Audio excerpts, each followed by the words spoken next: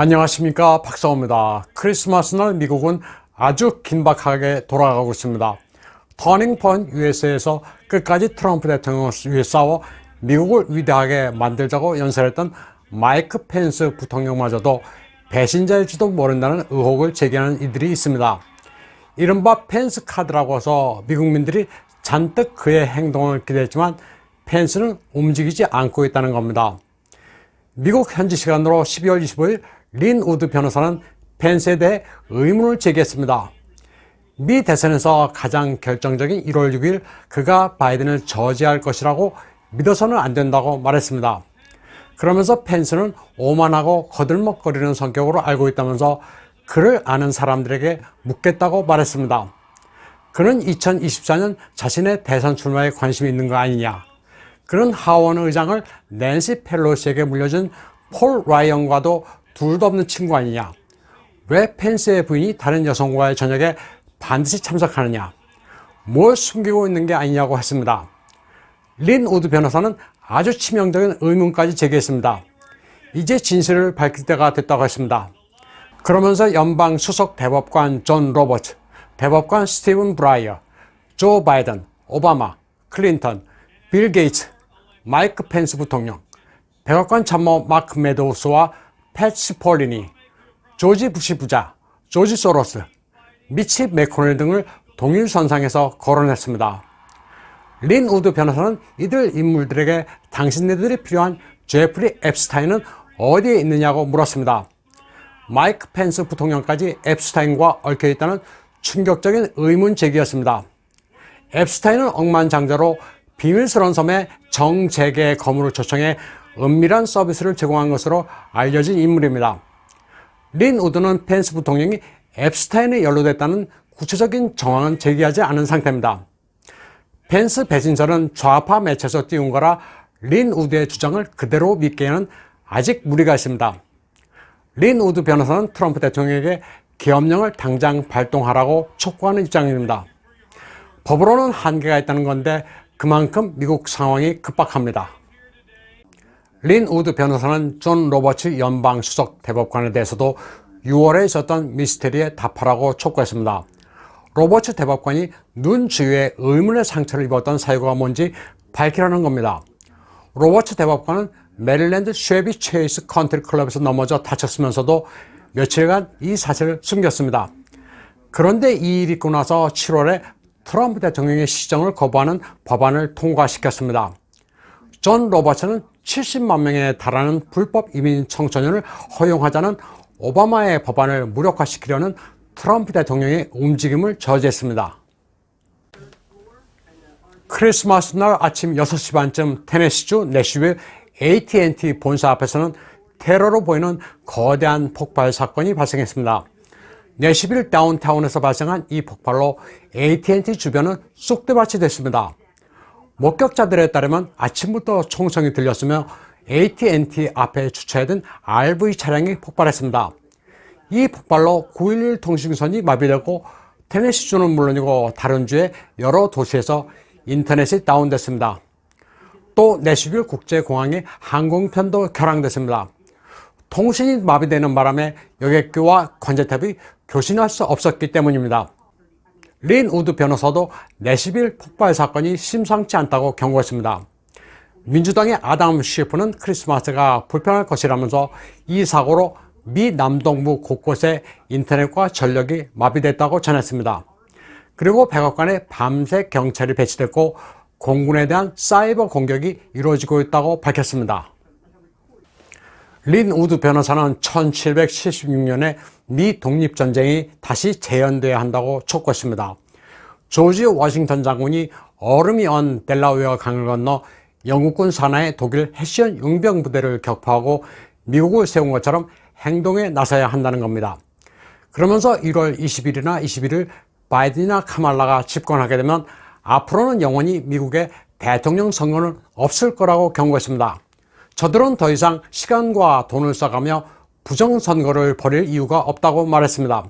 저들은 선거 없이 다음 지도자를 지정하게 될 것이라면서 모든 애국자들은 떨쳐 일어나라고 호소했습니다. 이 우주의 지구 말고 또 다른 행성에 생명체가 있을지는 아직도 알 수 없는 미스테리입니다. 있다면 우리에게 득이 될지 실이 될지 역시 알 수 없습니다. 그런데 트럼프 대통령은 외계인이 없었으면 한다는 우스갯소리를 2014년에 남겼습니다. 그는 우한 폐렴 피해 구제 법안에 대해 말이 안 된다고 반려하고 12월 23일 자신이 2014년에 남겼던 트윗을 다시 공유했습니다. 다른 행성에서 영원히 생명체가 발견되지 않았으면 한다. 왜냐하면 미국 정부가 그들에게 돈을 보낸다고 나설 게 뻔하기 때문이란 겁니다.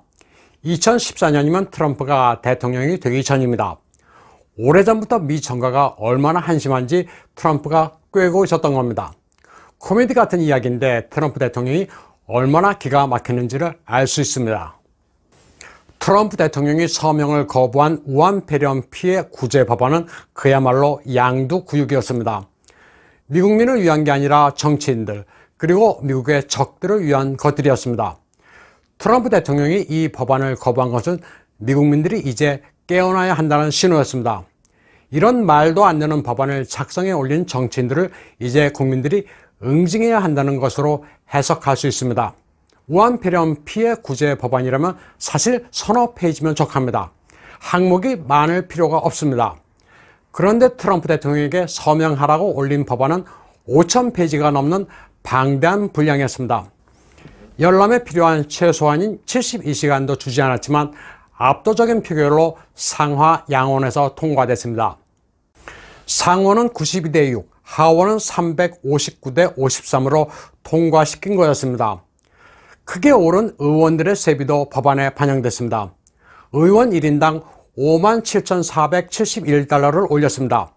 하원 의원의 세비는 3분의 1이 올랐고 상원 의원은 4분의 1이 올랐습니다. 당장 상하 양원 의원들의 주머니를 채워준다고 하니 법안을 제대로 보지도 않고 찬성표를 던진 거였습니다. 미국민들은 우한 폐렴 법안의 내용을 알고 기성 정치인들에게 크게 실망하고 있습니다. 이를테면 미국의 하원 의원은 연임에 제한이 없습니다. 당선만 되면 수십 년 동안 의원을 할 수 있습니다. 의회 권력이라는 게 아주 막강합니다. 그러다 보니 반란 진압법 발동을 제한하는 국방수권법도 대통령에게 서명하라고 제출한 겁니다.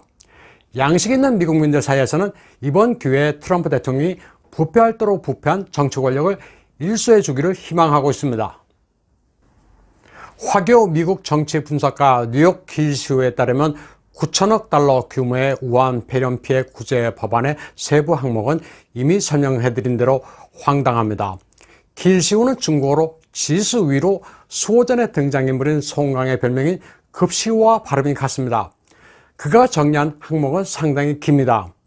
러시아 무기를 구매할 게 뻔한 이집트의 13억 4천 달러, 이스라엘의 33억 달러, 빌 게이츠의 33억 6천만 달러, 수단의 7억 달러, 우크라이나의 4억 5,300만 달러, 네팔의 1억 3천만 달러, FBI 건물 증축의 5억 6,600만 달러, 국립예술관의 1억 5,400만 달러, 스미소니언 박물관의 10억 달러, 케네디 센터의 4천만 달러, 현재 살아있는 전임 대통령 5명에게 440만 달러, 캄보디아, 짐바브웨의 각기 8,550만 달러, 미얀마의 1억 3,500만 달러, 파키스탄 민주화의 2,500만 달러, 파키스탄 젠더 교육의 1천만 달러, 코스타리카, 살바도르, 온두라스, 과테말라, 니카라과, 파나마의 모두 5,050만 달러, 멕시코만의 엠버잭, 잿방어 개체를 헤아리는 프로젝트에 250만 달러, 생태 파괴종인 아시아 잉어 퇴치에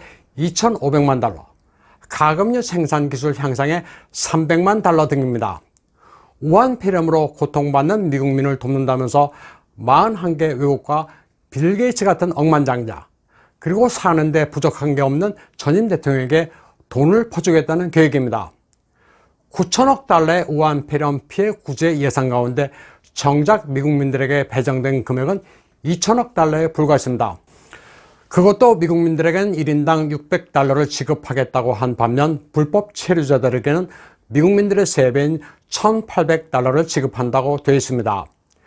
트럼프 대통령은 미국민들에게 2,000달러를 지급하는 것으로 수정하라고 요구했습니다. 상하 양원의 부패한 정치인들이 올린 이 법안은 정작 우한 폐렴으로 도산지경인 미 전역의 요식업소나 소기업에는 전혀 예산을 배정하지 않고 있습니다. 미 정부에는 돈이 없습니다. 9천억 달러는 모두 나라의 빚입니다. 그래도 미 정가에는 양심 있는 의원이 있습니다. 켄터키 출신의 랜드 폴 상원 의원은 2020년에 미 의회가 이미 540억 달러를 낭비했다고 질타했습니다. 미국민들이 우한 폐렴으로 큰 피해를 보고 있는 사이 엉뚱한 데 예산을 배정했다고 지적했습니다. 루마니아인에게 영어를 교육하는 데 2,500만 달러, 머리가 왜 백발로 변하는지를 연구하는 데 3,600만 달러, 지중해 청소년들에 대한 금연 교육에 150만 달러, 고양이 오줌에 쥐가 왜 취하는지를 연구하는 데 450만 달러를 사용했다고 밝혔습니다. 그러면서 이런 황당한 연구 프로젝트로 예산을 따낸 대학 교수와 이들에게 세금을 퍼준 민주당을 신랄하게 비판했습니다. 그는 이 돈이면 46만 마일에 달하는 도로를 만들 수 있고 지금까지 건설한 멕시코 장벽을 2개는 세울 수 있다고도 했습니다. 뉴욕 길시우는 지금까지 음모론으로 치부됐던 것들이 생생한 사실로 나타나면서 워싱턴의 늪이 모습을 드러내고 있다고 밝혔습니다. 그리고 이렇게 된 데는 민주당의 낸시 펠로시 덕분이라고도 했습니다.